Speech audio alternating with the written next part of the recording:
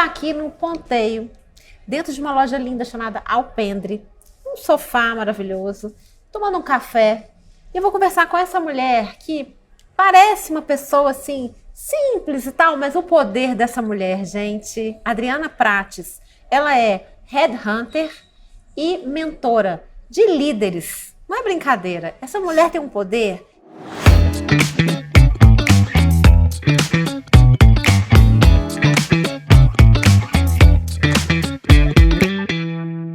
Obrigada por ter aceitado o meu convite, estou feliz de estar aqui. Acho que a gente tem muitas coisas para contar da sua história e para as mulheres, principalmente as 50 a mais. É verdade. E nós duas, né, com 52 anos, Cris. E não sei se você lembra, né, vi você me apresentando aí como mentora, quando a gente se conheceu, foi exatamente quando você também estava fazendo mentoria, né? Eu descobri que eu não tinha muito talento, não, mas eu fiz. Tem sim, né? Eu acho que não é uma coisa que eu amo fazer, é uma coisa difícil para mim, me deixa numa situação...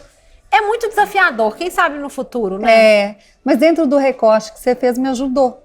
Isso é uma loucura, gente. Ela é mentora, pegou minha mentoria, olha que loucura isso. E foi excelente, eu estava exatamente, né? Porque voltando aí nessa parte da história, eu sempre tive um sonho de escrever, ser escritora.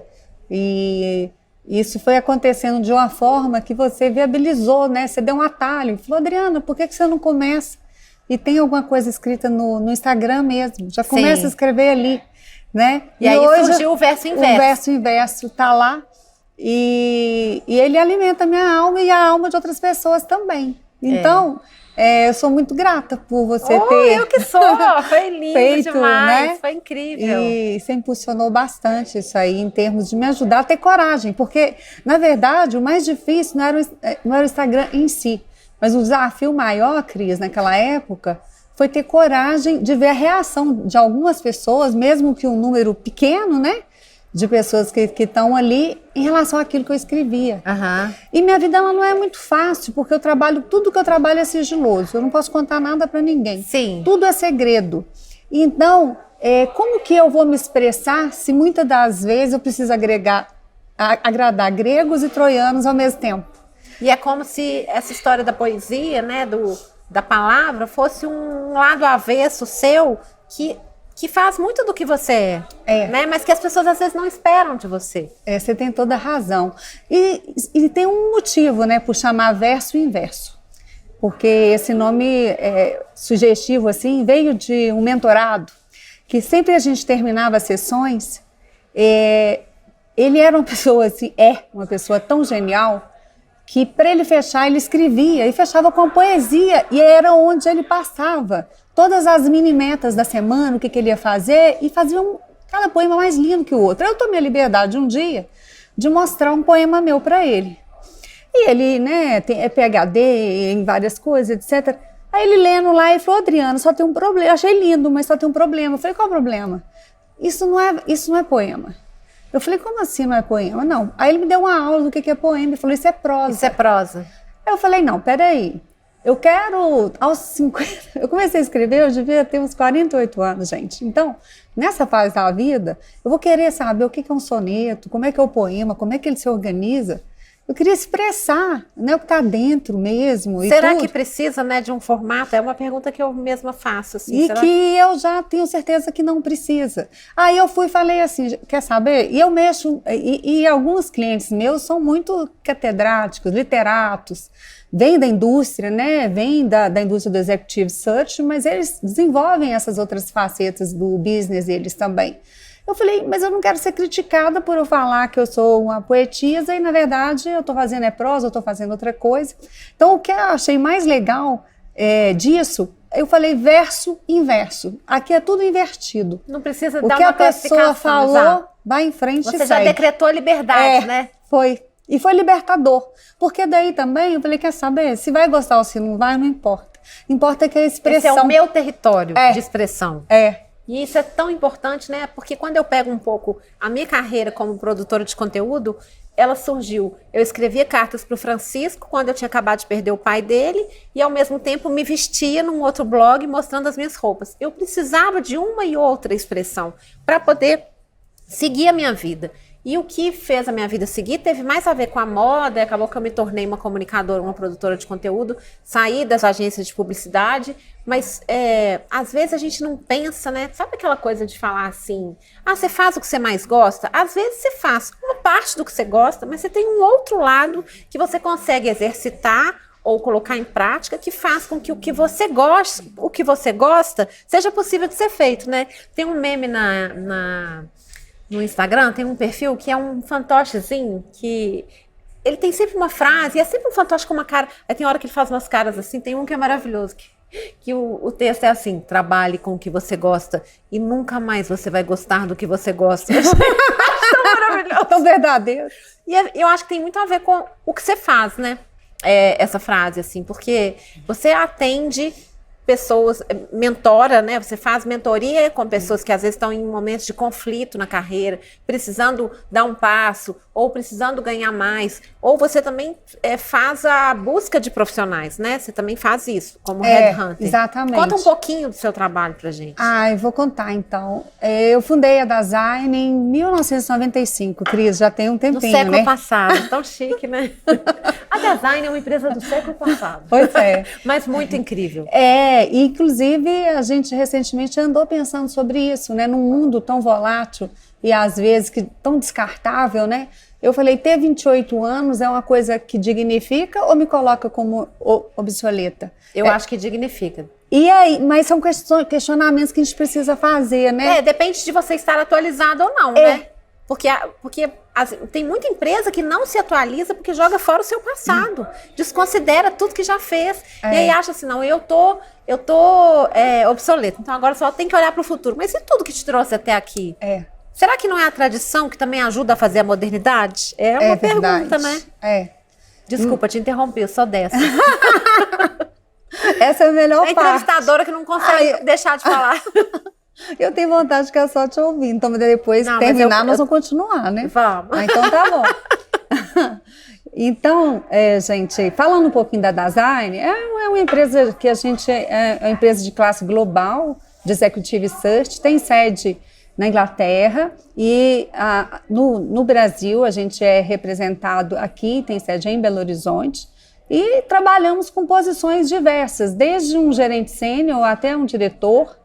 E na mentoria, eu vou apoiar, e todo o nosso time, né? Hoje nós somos em torno de 20 pessoas no escritório, então a gente vai acompanhar pessoas que estão em fases de tomada de decisão, de mudança de vida, mas a gente não faz aquele trabalho, como é colocado, coaching pessoal, por exemplo. São as empresas que contratam para que a gente apoie, suporte, esteja presente, esteja próximo desses executivos, para que a gente ajude a que eles possam evitar tomadas de decisões perigosas, sem uma análise, né, da situação. Então a gente lida o tempo todo com complexidade. Gestão da complexidade e gestão do risco. Então, normalmente são as empresas que te contratam? Sempre. Sempre são as empresas que contratam a Dasein.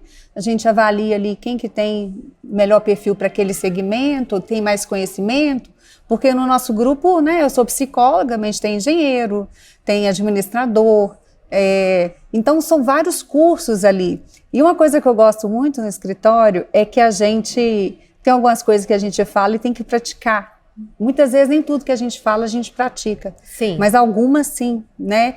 E a gente tem uma faixa etária de 18 aos 81 anos. Olha que legal, 18 a 81. E todo mundo trabalhando ali naquela confusão. E eu acho que a juventude rejuvenesce. Eu estou na faixa dos 50 a 80, né? Digamos que tenho 18 aos 50, né? E a gente também tem um trabalho muito especial de poder contribuir para que as pessoas que estejam perto ali no entorno, elas consigam também valorizar as coisas mais profundas, as coisas mais perenes, as coisas que vão ficar para sempre. Porque isso existe, né? Essa troca de geração entre as gerações é muito importante, né? E a gente sabe que hoje em dia tem 5 gerações trabalhando, tem 5 gerações convivendo no ambiente de trabalho. Parece louco, mas é verdade, né? Eu queria que você me contasse o que você tem percebido nesse mundo de pessoas que a cada 21 segundos uma pessoa faz 50 anos no Brasil, esse é um dado estarrecedor, né? Conta um pouco como é que você está vendo essa questão da idade e da intergeracionalidade. Olha, Enquanto Cris, eu tuço. Eu acredito que tudo tem vantagens e desvantagens, né? É claro que uma mudança rápida dessa, né? Somos pelo menos quase 30% hoje da população aí. Acima de 50. Já vai estar acima de 50 anos, são 27%, né? É um percentual elevado. Agora, enquanto você fala de boom de crescimento, boom demográfico, isso muda bastante, né? A configuração das empresas. Agora, o que eu acho mais interessante é que muitos jovens, né, eles estão fazendo movimentos, um chama quiet quitting, que produz o menos possível, umas bobagens, umas decisões erradas. Fizeram lá a grande rescisão de contrato, que agora virou o grande arrependimento, por exemplo. Então, que teve uma onda nos Estados Unidos, né? E chegou aqui também. Chegou aqui também. Só que quem pediu demissão não conseguiu voltar. E se voltou ganhando muito menos. E isso é bem complicado. Então tem que tomar cuidado com essa suscetibilidade dos jovens, porque, né, vai acontecendo isso. Agora, por outro Talvez lado, se os jovens tivessem ouvido um pouco mais os mais velhos, não teriam feito isso. Não é? Agora inventaram um tal... Tudo tem nome, né? Mas é para trabalhar com um pouco de mau humor. Para irritar... Parece que não tem o que fazer, né? Eu acho que mas essa aí, parte eu não gostei, que eu quero... Não, estou falando assim, isso já é um movimento, se você pesquisar, você já vai ficar horrorizada. Mas as empresas não têm essa tolerância. A empresa, poxa, principalmente no Brasil, ela já tem uma carga de imposto alta, ela já faz o papel da família. Mau humor não dá lucro, ela já né? Não dá lucro. Então, assim, felicidade dá lucro, a gente sabe disso. E aí que surge, então, a importância, a relevância e uma contratação ampla e restrita de profissionais de diferentes gêneros a partir dos 50 anos. E não tem mais assim 50, 52, 55.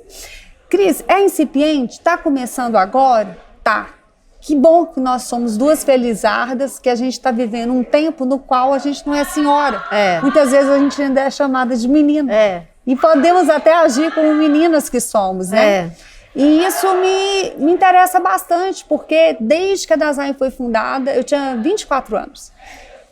Eu era uma menina, eu fazia uma mentoria com um cabeleireiro, que eu ajudava ele a crescer no negócio dele e ele me ajudava a eu parecer um pouco mais velha para as reuniões que eu ia vender a Dasein. Então ele fazia coque, sabe? Você precisa ver as roupas que eu vestia, eu tenho essas fotos assim. Ou seja, você sofria de alguma forma o etarismo invertido. Né? O etarismo também, né? Do mais velho para o mais novo. E esse etarismo invertido, ele existe. Às vezes você chega no médico, gente, o que importa é a competência, é a capacidade de valor que você gera para o mundo, né?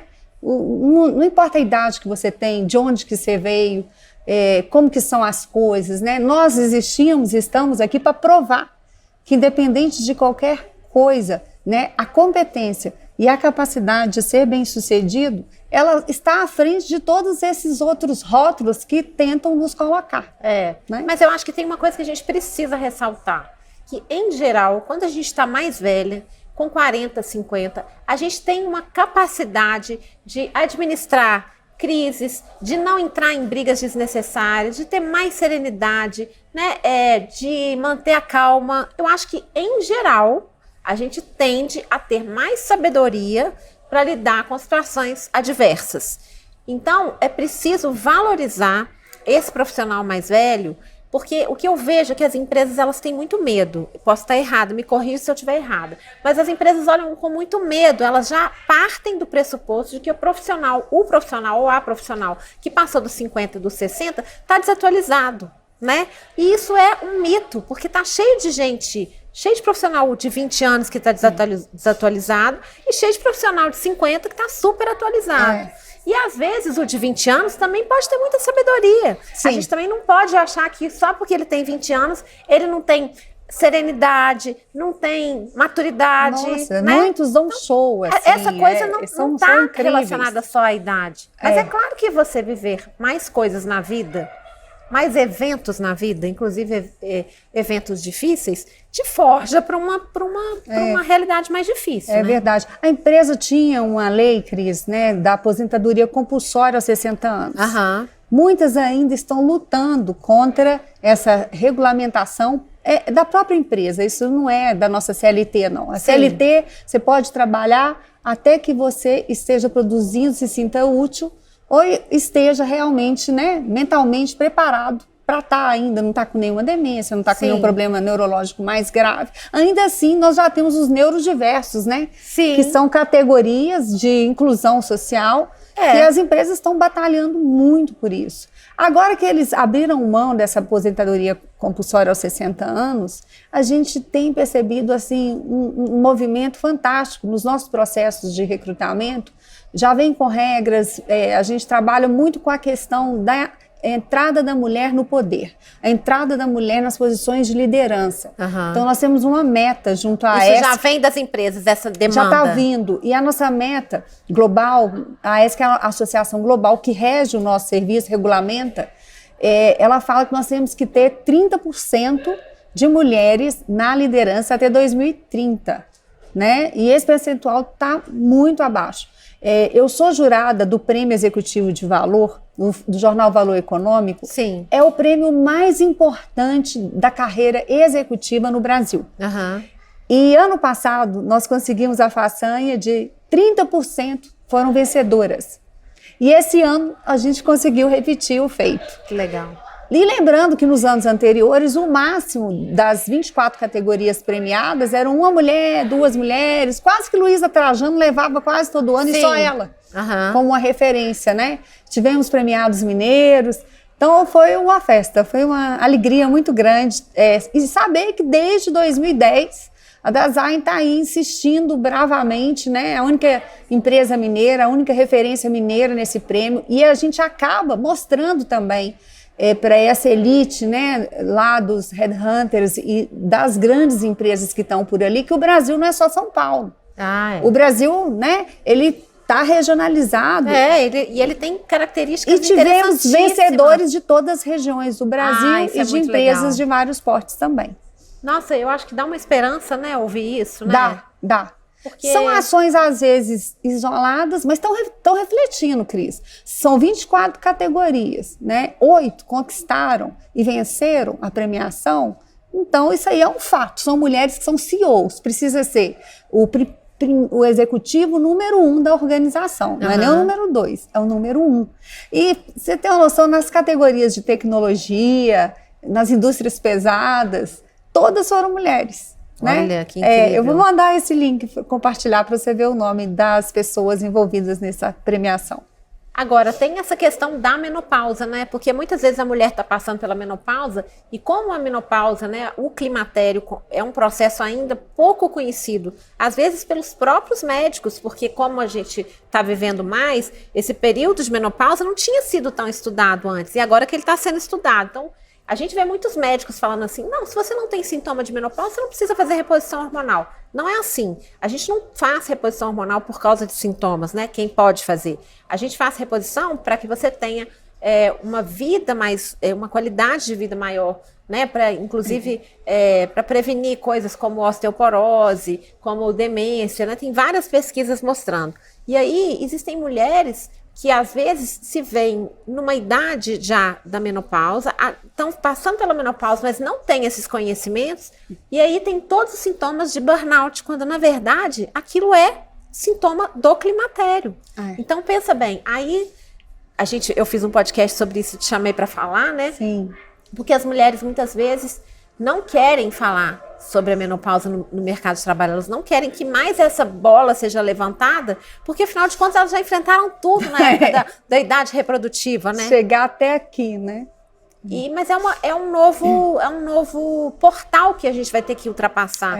Lá na Inglaterra já existe o selo Menopfriendly nas empresas. Olha aí. Né, que são as empresas que já começam a premiar, começam a ter ações educativas dentro da empresa, começam a entender o momento das suas executivas, que muitas vezes estão no seu melhor momento da carreira, e que se tiver um apoio ali naquele momento do climatério, elas vão poder ser muito poderosa. É. Eu acho que eu com 50 anos sou muito mais interessante profissionalmente do que eu era com 40 e do que eu era com 30. E você consegue, né, refletir sobre tudo isso.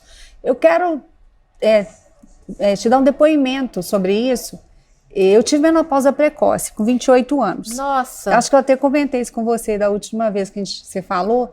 Então foi uma tragédia na época. Você já tinha sua filha? Você tem 2 filhos? Eu tenho 2 filhas. 2 filhas? Você já tinha elas? Uma eu tinha tido e eu estava naquele climatério, eu usava o DIU. Aí, logo que tirou, tinha alguns óvulos. O meu ginecologista, o Delcio Bicalho, vou até citar aqui, ele fala assim, o último suspiro do seu É a hora ovário. que a mulher ela tá mais propensa a engravidar, que é exatamente na véspera da menopausa. Pode acontecer. Pode. Ele falou, é o último suspiro do seu ovário. Nossa. Foi. Porque ele tinha falado que eu nunca mais ia engravidar. Aí eu falei, não, já que eu não vou usar mais o DIU. Mas então é certeza, porque se for para eu engravidar, né, que eu engravide na hora combinada, na hora certa, né? Aí ele falou assim, nossa, se você engravidar, Adriana, eu pago até a faculdade de um filho. Eu penhoro o meu impossível. diploma, adoro quando o médico fala isso. Só que eu já estava grávida, entendeu? Eu tinha já tirado o dia, ele já tinha me orientado e nessa conversa eu já estava grávida. Nossa. Então, olha que situação. E foi maravilhoso, porque eu descobri, ao mesmo tempo que eu tinha menopausa precoce... E que você estava grávida. E que eu estava grávida. Então, foi uma loucura, assim. Mas aí...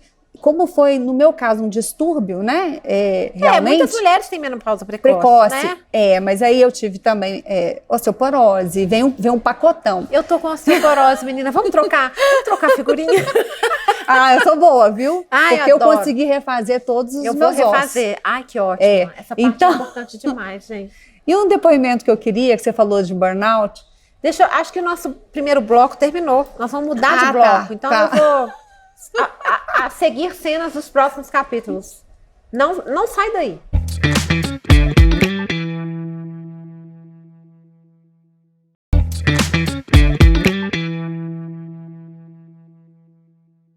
A gente está de volta, gente. Tem coisas incríveis que eu quero ouvir da Adriana e agora ela vai poder falar.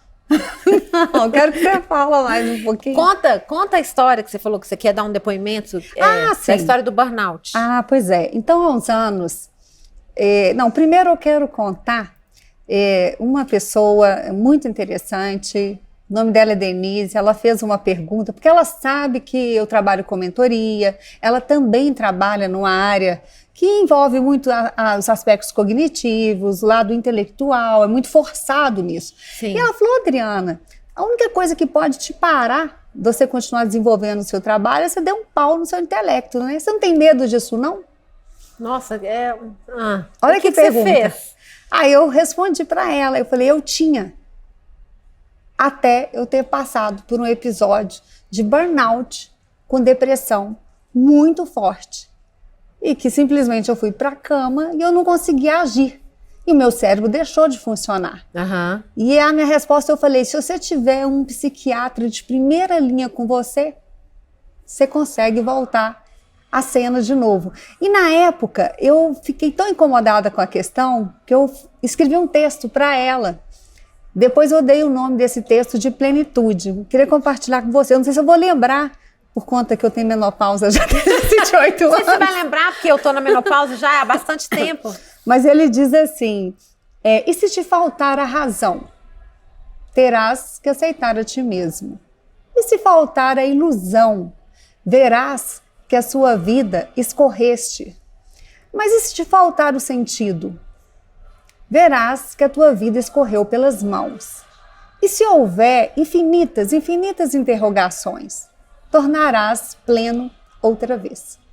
Então, diante de situações limitantes, o que eu aprendi, não adiantava eu me esforçar naquela época a produzir, a entregar o melhor, a atender pessoas, eu nem atendi.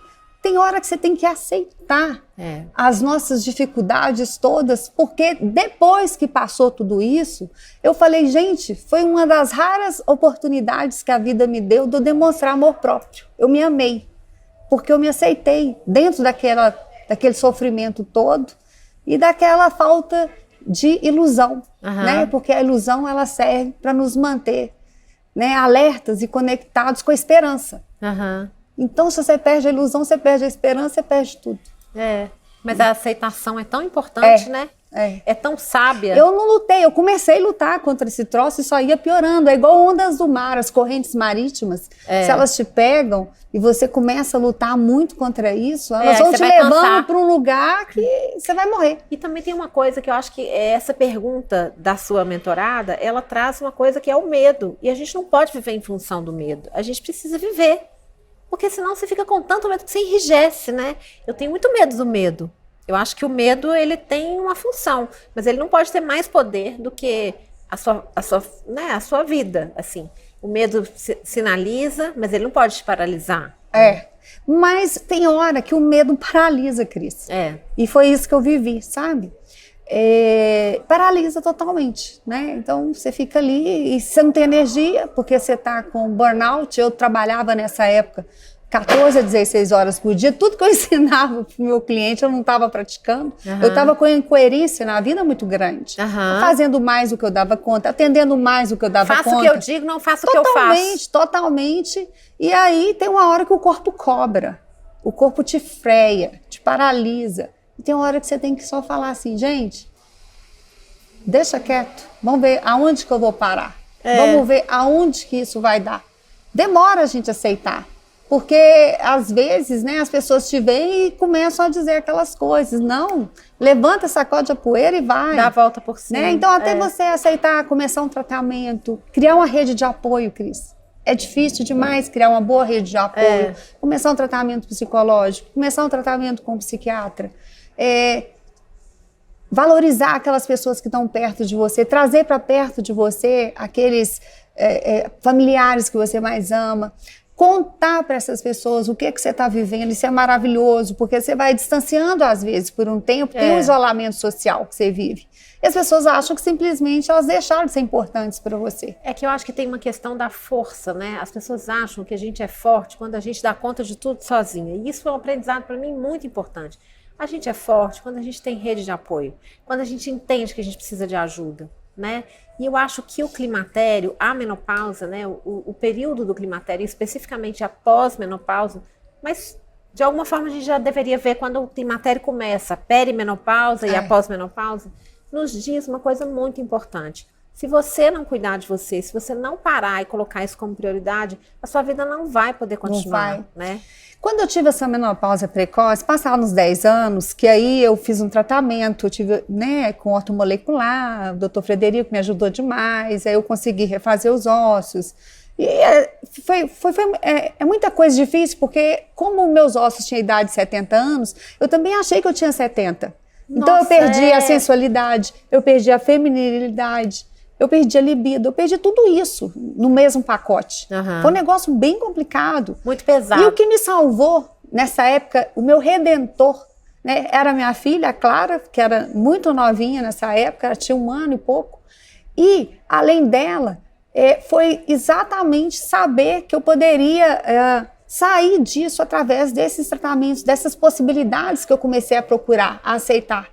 Mas é muito difícil uma mulher nova, de 20 e poucos anos, né, falar assim, é um decreto, Cris, do tipo assim, você morreu. E coincidiu numa época... sentença. É uma sentença. Você vê que coincide com a mesma época, né, que eu também tive que finalizar um casamento. Olha que mudança. É o seu corpo reagindo a tudo que... né? Então, e a vida tem esses ciclos, né? Eu acho que os ciclos, eles nos alimentam, eles nos acalentam. Mas a pergunta que eu fiz, que eu achei muito engraçada, depois que eu tinha uns 40 anos, que eu já tinha... Ó, você vê, levou uns 10 anos para eu tentar resolver meus problemas com a menopausa, porque isso gerou muitas coisas, questão do sono. Sim. Complicou meu sono totalmente. A menopausa, até que organiza tudo, levou uns 10 anos, eu já tinha 40 anos. Aí eu cheguei para ele um dia apavorado e falei, doutor, eu vou ter menopausa de novo, então? Porque eu já estou quase fazendo 50. O que ele respondeu? Ele falou, não. Já chegou, já tá aí, já é tá uma lá. vezinha só, continua fazendo sua reposição, eu usava medicamento, depois era o gel, o estrogênio, que é importante, aí faço os exames, faço tudo, e a gente realmente precisa. Se a ciência oferece para nós condições de que a gente resolva a nossa vida, seja melhor, né, que a gente seja mais forte, que retome um pouco com essa sensualidade, vão usar tudo e abusar, né, para que a gente se sinta melhor e mais desejada também, né? Eu acho importantíssimo, né? Vamos combinar? Vamos combinar. A gente precisa dessa base aí, né? Eu não sei, eu acho que eu me sinto cada vez mais mulher mesmo. Não é nem mesmo, é exatamente nesse momento em que eu estou enfrentando o climatério, eu me sinto mais mulher. É meio louco isso, porque, né, a gente estava comentando aqui, eu vou ter que tirar o meu útero, né, que é para poder fazer a reposição hormonal, porque com o útero estava ficando complicado, meu útero estava reagindo, aí você me contou que a sua situação é muito parecida e tal. E é super importante. E eu fiquei muito em conflito com essa coisa, tirar o útero. Hoje eu já penso muito diferente, assim, o útero teve uma função, ele me deu meu filho, né? Já cumpriu a função dele, então tá tudo certo. A gente está tendo vidas mais longas, a gente precisa olhar isso com outro olhar. Mas eu acho que eu sou uma mulher tão mais potente hoje, eu olho para mim, eu gosto tão mais de mim hoje. Eu sou tão mais mulher, mesmo com as minhas rugas, né? Mesmo com a minha barriguinha, né? Falta colágeno, mas sobra tantas outras coisas. Mas eu penso, Cris, que quando a gente se vê num estado de vulnerabilidade real, você teve muitas perdas, né? Você tem uma história de vida muito forte, você sabe que a minha história de vida também é muito forte. Tem muitas perdas também, só que a gente vai dando conta, né? A gente vai dando conta. Então as pessoas no nosso entorno, poxa, ficam sensibilizadas, ó, que pessoa forte, tudo, né? Só que esse ser forte, na verdade, no íntimo, é um pedido de socorro muito grande. Quando eu tive a gente precisa ter direito à fragilidade, esse processo, né, de burnout, depois que passou e que eu me tratei e etc., eu falei assim, gente, evitei um infarto fulminante ou um AVC fulminante. Simples assim. Porque eu dei sorte. Isso foi a sorte, foi a vida falando, Adriana, escuta, agora eu te parei, literalmente. Escuta, olha tudo que está acontecendo no seu entorno. Né? Quando eu tive a minha perda auditiva durante a pandemia, né, que eu tive uma perda súbita no ouvido direito, e eu acho que eu perdi, sei lá, eu calculo uns 85% dessa audição, por isso que sempre o meu convidado está sentado à minha esquerda. Foi uma espécie de um aviso também. Eu senti que o meu corpo estava dizendo assim, eu sei que você está a 1000 por hora fazendo 1000 coisas, mas você tem 50 anos, você não tem mais 49, nem 40, nem 30. E foi uma coisa assim, olha, respeite os seus limites, né? Eu acho que tem a ver com isso. A gente precisa entender, e eu acho que essa coisa da impermanência do budismo nos ensina muito isso, né? A gente não é eterno nessa vida. Não. E eu acho que a gente ganha mais potência quando a gente entende essa não eternidade, essa vulnerabilidade e respeita esses limites. Né? E você trouxe um ponto que eu considero muito relevante, que é a gente também não romantizar o envelhecimento. Exato. Né? Eu não gosto muito daquela história dos 50 aos velhos 40, 40... Não, gente. Não é. Prós e contras. Né? Se eu tivesse... o que eu chamo de sabedoria que eu tenho hoje, com os 25 anos, você vira um Nelson Mandela, né? É quase que isso. É verdade. E não a gente não tem tudo ao mesmo tempo. Não tem. Nossa cesta sempre ela tá meio cheia, tá meio vazia, e o diferencial sempre vai vir da capacidade que a gente tem de mexer com essa cesta, com esses ovos, e ver quais os cardápios e receitas que a gente ainda é capaz de inventar.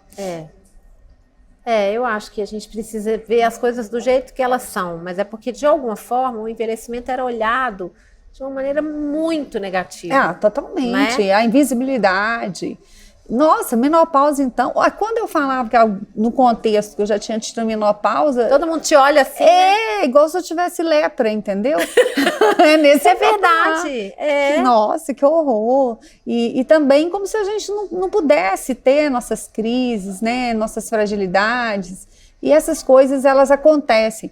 E eu até acho, Cris, que baseado nessa história difícil de vida que eu tive, que não foi fácil, principalmente ali na primeira infância, foi muito difícil. Quer contar um pouquinho? Posso contar, sim, mas eu perdi meu pai muito cedo, né? Ele foi vítima de um homicídio. Eu tinha só 1 ano e 10 meses, Nossa. Tinha um irmão de 2 meses, minha mãe tinha 19 anos. Nossa. A partir daí, a minha vida foi desenrolando de uma forma muito difícil, muito complexa, sem a existência dele. Né? E o que eu quero dizer que quando a gente fala essa questão da minha profissão hoje, né, eu como mentora, eu acho que isso surgiu muito de que eu tive que achar solução para tudo. Aos 14 anos eu já era fichada. A situação limite, ela tem um poder muito grande, né? Para nos mostrar daquilo que a gente é capaz. A ausência de recursos totalmente, né? Então, eu fui reconstruindo a vida. Então, o fato de você... Eu não acredito, às vezes, num profissional que, às vezes, se coloca como alguém que vai ajudar outro, se ele não teve a própria história de transformação pessoal. Então, eu tenho muito pouca confiança em pessoas que não tiveram algum tipo de sofrimento para deixar elas... para humanizá-las um pouco mais. Eu acho que existem pessoas poucas, mas com as quais a gente depara, que muitas vezes não tiveram sofrimento, algum desafio. Isso faz falta na vida da pessoa. Ou às vezes aquela pessoa que teve um sofrimento, mas que não viveu o luto daquele sofrimento, que preferiu... Passou por cima. Sabe aquela palavra superação? Eu não gosto de superação. Eu acho que superação parece que você não quer tocar na questão. E aí você... E se esconde, dá a volta ali, e você fala, não quero olhar para isso. Eu acho que o luto mal vivido é uma coisa tão séria na vida de tantos seres humanos, né? E ele vai gerar doenças muito graves e problemas muito maiores, né?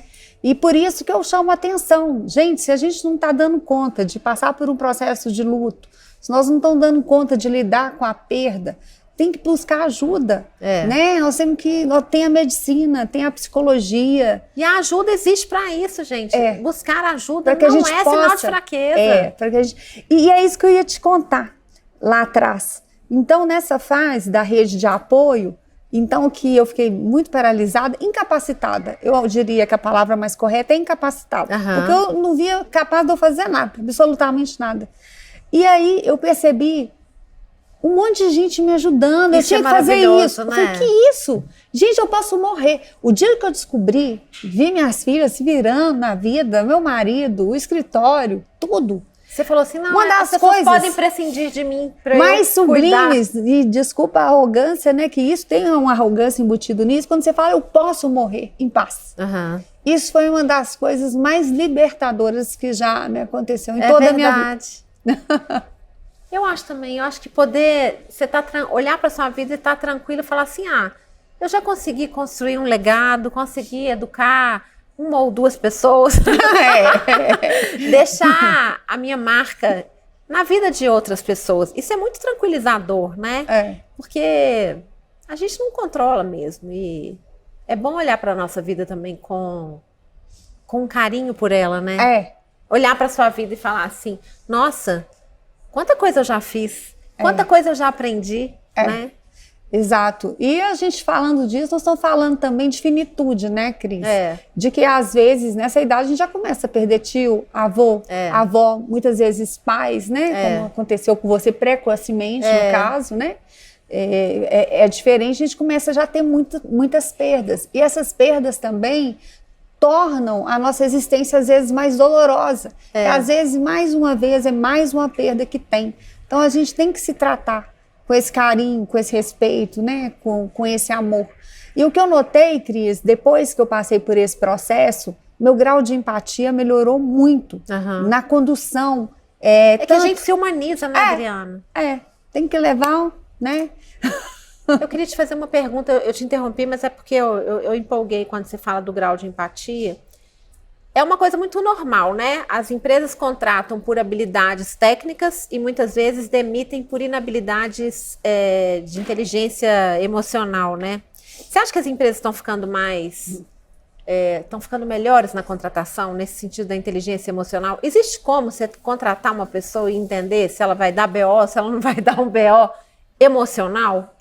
Tem, né? Tem, porque nós temos um método científico, por exemplo, muito bem feito, muito bem executado. A gente tem que tomar cuidado com a pessoa que vai dar BO, porque também se a empresa não contrata ninguém que vai dar BO, ela também está excluindo. Exato. Né? Então tem que tomar um cuidado muito grande. Exato. Agora, o que a gente tem que tomar cuidado é com pessoas que são capazes de fazer assédio moral, que são agressivas, que não estão inclinadas a melhorar. Então, esse tipo de gente, realmente a empresa ela tem que evitar. E dá para detectar? Dá, totalmente. Porque a pessoa projeta, tudo que você projeta. Então, nós temos inúmeros instrumentos e uma entrevista muito completa e instrumentos apreciativos, no qual ali, com uma abordagem de 4 horas e mais 8 horas de análise após a realização, nós conseguimos ver de uma maneira assim extremamente clara, cristalina, assim.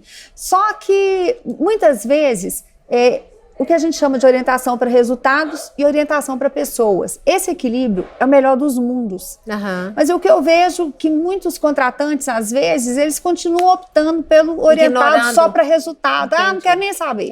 Destrua. Mas aí o que acontece? A gente está vendo que essas pessoas destroem, está vendo empresas quebrando, e empresas isso é capaz de... colapsando. É um prejuízo em todos os aspectos. Porque entra uma pessoa para piorar o clima organizacional, aquela empresa tem um prejuízo, começa a perder pessoas, começa a perder, né, pessoas da equipe para outras empresas. Isso, nossa, gente... É um massacre, né? Uma pessoa, nós temos vários critérios, e um que é muito importante, Cris, que às vezes ele é confundido na empresa, é o grau de complexidade que a pessoa é capaz de lidar. Uhum. Então tem gente que está em determinado momento da vida que ela é capaz de ser um coordenador, ou um gerente, ou um diretor, ou um presidente. Se você contrata um gerente sênior achando, né, que ele vai dar conta daquele recado, mas ele está pronto apenas para ser um coordenador júnior, ele vai fazer um trabalho difícil, massacrante, ou ele vai ser laissez-faire, ele vai deixar todo mundo fazer o que quer e não vai chegar a resultado, né? Nós também não podemos romantizar o fato de que o principal objetivo da empresa é a obtenção de lucro. Né? Nós não podemos romantizar, é esse. Para isso, hoje, a empresa tem cuidado das pessoas, tem investido, tem criado setores de saúde mental, tem muitas vezes demitido esses profissionais, assédio moral, sexual não está sendo mais permitido, né? E não deve ser. Eu vejo assim, um futuro muito promissor e animador, até porque hoje nós estamos aqui expostas, por exemplo, a uma mídia social, a qualquer coisa que eu fale, que eu magoe alguém aqui, isso vai estar replicado. A gente está vendo hoje, né, essas pessoas que tratam os prestadores de serviços, de iFood, etc. As pessoas não podem fazer qualquer coisa mais. Então, né? O mundo essa tá assistindo, vigilância, vigilância, ela tem sido assim um alento para os tempos assim, às vezes escassos de sensibilidade ainda. Na verdade, a gente tem que ver as redes sociais, não, porque a gente tende a condenar muito as redes sociais como, agora eu não posso falar mais nada, agora tem muito alerta, tem muita crítica. Tem uma série de coisas ruins das redes sociais, mas também tem um outro lado que faz com que a gente se torne, a gente precisa se responsabilizar o tempo todo por cada escolha que a gente faz, né? Todo dia que a gente acorda, a gente toma decisão, desde a hora que a gente acorda, né? Vou tomar café ou vou escovar os dentes? Né? Assim, a gente toma decisão o tempo todo. E viver tá ficando mais complexo. Mas... E você sabia, Cris, que uma das coisas que mais nos estressa e nos deixa, às vezes, asfixiado, é justamente o tanto que o volume de decisão aumentou nos últimos anos. Sim. Aumentou mais de 250%, né? Então, o fato de você ter que escolher hoje cabelo antes... né? Muita decisão, isso exaustivo. Aí é extremamente estressante. Então, reduzir o número de decisões que a gente tem na vida vai possibilitar, dentro de um dia, vai possibilitar que a gente tenha mais paz mental, mais paz espiritual, né? Mais conexão com a natureza, com as coisas que realmente importam para o ser humano, né? O essencial, né? Exato. Eu tenho chegado à conclusão de que o bom caminho em direção ao envelhecimento, né? Assim, envelhecer também é um exercício minimalista. A gente vai tirando aquilo que, né? Vamos tirar o que... Vamos tirar os excessos. Eu cada vez mais tento eleger quais são os... Eu ainda convivo com muito excesso. Mas, assim... Por exemplo, o nosso tempo é escasso, né? Ele deveria ser mais... Eu convivo com muito excesso, mas não de tempo aqui. Foi lindo conversar com você. Ai, Cris. Só uma introdução de Adriana na vida de vocês. Agora segue a Adriana nas redes, né? É isso aí, gente. Um beijo. Obrigada pela audiência. Obrigada, querida.